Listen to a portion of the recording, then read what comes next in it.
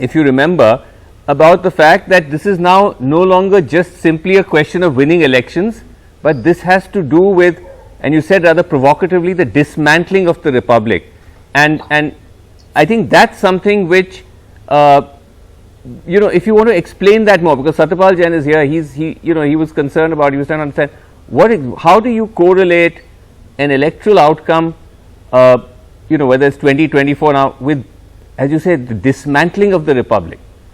Yeah, Satyapal ji is a very good advocate, so I would be happy, and he's from my old city, Chandigarh, so would be happy to have his reactions to what I say. But allow me to just quickly finish what I was saying. I was saying that point number one, let's recognize that BJP has won because it had more popular support. Number two, it's not only an election defeat, there is a much deeper cultural, ideological defeat.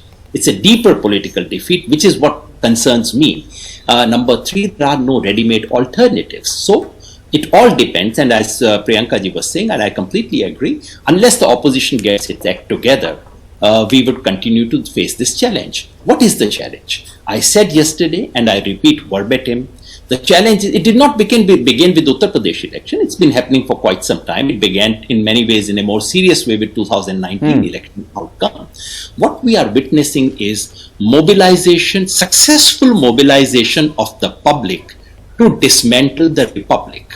What we are witnessing is a very serious assault on our constitutional values, a serious assault on the nature of our democracy. And before someone says, how can you question popular verdict? Allow me to say that if BJP were to say that you can never say that any popular verdict had any negative consequence, then BJP should say that for the first 50 years this country was ruled wonderfully because Congress was winning all the elections. Why is it that BJP used to say that Mrs. Gandhi is authoritarian? Right. She was after all winning elections. Why did they say Rajiv Gandhi was corrupt? You're saying it's popular authoritarianism. That's what you're saying. That this is a sort of a... This is something which you now see all over the world. You see that in Russia, you see that in Hungary, you see that in Turkey, and I'm afraid India is becoming one more country of that kind.